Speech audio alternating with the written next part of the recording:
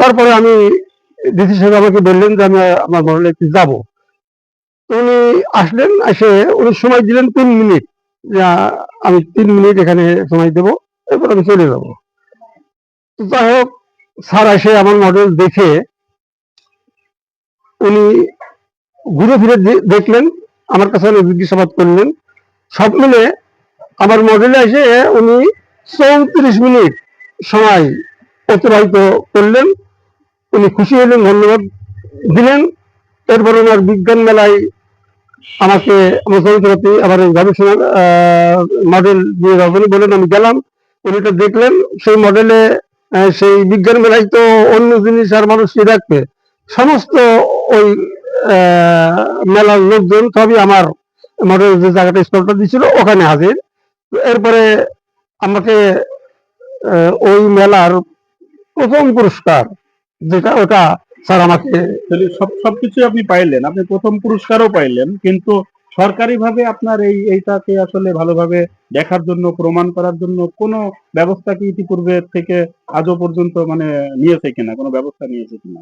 আমি আমার এই মডেল ডিসি সাহেব আসছে, এসপি সাহেব আসছে, ম্যাজিস্ট্রেট সাহেব আসছে, টিএনও সাহেব আসছে, জাতীয় সংসদ থেকে লোক এসেছে, সচিবালয় থেকে লোক এসেছে, কিন্তু সরকারের তরফ থেকে এ পর্যন্ত কোনো লোক আমার খোঁজখবর নেয়নি।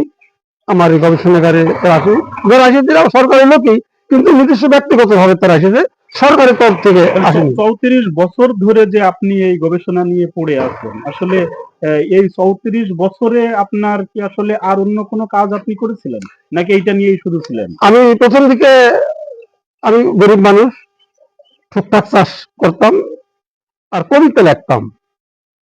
এরপর আমি কবিতা একটা বই তৈরি করেছি, সেখানে আমি পুরস্কার পাইছি, নবাব সিরাজউদ্দৌলা স্বর্ণ পদক। তারপর যখন আমি এই দিকে মত দিলাম, তখন আর ওই কবিতা, একমাত্র দুই জিনিসের কাজ করা যায় না। আর এই জ্যোতির্বিজ্ঞানের গবেষণা, এটা তো ধরাছোঁয়ার বাইরে, তো এটার ভিতরে অন্য কোনো কিছু মাথায় নিলে এটা হারিয়ে যাবে। এই জন্য আমি চাষবাস কাজকর্ম সব কিছু বন্ধ করে দিয়ে এইটা মাথায় নিয়েই মাটিতে বসে আকাশের হিসাব মেলানো, এটা যারা এই কাজ করেছে তারাই যেমন জানে। আমরা জানি যে অনেক সময় কোরআনে বলা হচ্ছে আপনার এই যে সূত্রের কথা, আপনি কি আসলে কোরআন থেকে এটা নিয়ে মাথায় নিয়েছেন, নাকি বাস্তবিকভাবে পৃথিবীর এই গ্রহ নক্ষত্রকে পর্যবেক্ষণ করে আপনি এই সূত্রে এসেছেন, কোনটা? আমি কোন ধর্মগ্রন্থের সাহায্য নিইনি, কোন ধর্মগ্রন্থ আমি টানিনি। আমি প্রকৃতিতে যা পাইছি এটাই আমি বুঝেছি, প্রমাণ করেছি, আমার বইয়ে সেইটাই দেখাইছি। আর যারা আসছে দেখতে, আমি মডেলের সাহায্যে আমি 3 ভাবে দেখে থাকি। ছবি আঁকিয়ে আমার প্রমাণগুলো দেখিয়ে থাকি, তারপরে আকাশে আঙুল দিয়ে গ্রহ নক্ষত্রের অবস্থা দেখিয়ে আমি প্রমাণ করে থাকি, আমার মডেলে দিয়ে আমি প্রমাণ করে থাকি। তাহলে আমরা আপনার বইয়ে যেটা পড়ে আসতেছি, ইতিপূর্বে থেকে যেটা আমরা পড়ে আসতেছি, তাহলে ওইটা কি আমরা ধরে নিতে পারি যে সম্পূর্ণটাই মিথ্যার উপরে আমরা শিক্ষা নিচ্ছি? এই পৃথিবীর বিশ্বজগৎ সম্পর্কে যে সূত্র, মানে সূর্য ঘোরে না পৃথিবী ঘোরে, এটাকে আসলে তাহলে আমরা ওই বইয়ে যেটা পড়ে আসছি ওটাকে সম্পূর্ণ মিথ্যা হিসাবে ধরে নিচ্ছি? যখন এটা চলছিল তখন এটা সত্যভাবেই এটা যারা চালিয়েছে তারা চালিয়েছে, কিন্তু এখন বর্তমান যখন সত্য, স্পষ্ট সত্য প্রকৃতি থেকে প্রমাণ হয়েছে, তখন সেগুলো আর সত্যতা থাকে না। আপনি কি এ বিষয়ে একেবারে প্রমাণ দেওয়ার জন্য কি প্রস্তুত? আমি এ বিষয়ে প্রমাণ দেওয়ার জন্য 100 ভাগ প্রস্তুত। আর যত মানুষ আসিছে, পৃথিবী ঘুরছে তো, যত মানুষ আসিছে তারা পৃথিবী ঘোরার হিসাবে মাথায় নিয়ে আমার গবেষণাগার আছে, ওইভাবে আমাকে প্রশ্ন করে, অনেক প্রশ্ন করে, তাদের প্রশ্নের উত্তর আমি দিই। সূর্য, আমার মডেলে সূর্যের চারিদিকে পৃথিবী ঘোরা এবং পৃথিবীর চারিদিকে সূর্য ঘোরার 2 রকম ব্যবস্থায় আছে। আমি পৃথিবীর চারিদিকে সূর্য ঘুরলে কি ঘটতো প্রকৃতিতে সেটা আমি বুঝে দেখাই, সূর্যের চারিদিকে পৃথিবী ঘুরলে কি ঘটতো সেটা আমি মডেলের সাহায্যে দেখিয়ে থাকি স্পষ্ট করে। তাহলে আপনি 34 বছর ধরে যে একটা বিষয় নিয়ে মানে পড়ে আছেন আর কি, আপনার এই যে জীবনের একটা শেষ প্রান্তে আপনি অবস্থান করছেন, এই পরিস্থিতিতে কি আপনার মনে হয় যে পৃথিবীর সব কাজেই কিন্তু হচ্ছে মানুষ শ্রম দিলে একটা সময় যেয়ে তার হয়তো একটা সফলতা আসে বা সেটার উপরে সে এস্টাবলিশড হয়। আপনি যে সূত্রটা নিয়ে কাজ করে যাচ্ছেন দীর্ঘ সময় ধরে, এই সময়ের পরে এই অবধি পর্যন্ত আপনার কি মনে হয় যে আপনার জীবদ্দশায় এইটা বাস্তবিকভাবে প্রমাণিত করতে আপনি সক্ষম হবেন বা প্রমাণ হবে, এটা কি আপনার কি মনে হয়? আমার গবেষণা আমি 100% নিশ্চিত সত্য। এই সত্য যখন আমি জানলাম, এই সত্য বিশ্ববাসীকে স্পষ্ট করে জানানো, এটাই মুখ্য উদ্দেশ্য। আমি নিঃসন্তান, আমার স্ত্রী তাও মারা গিয়েছে।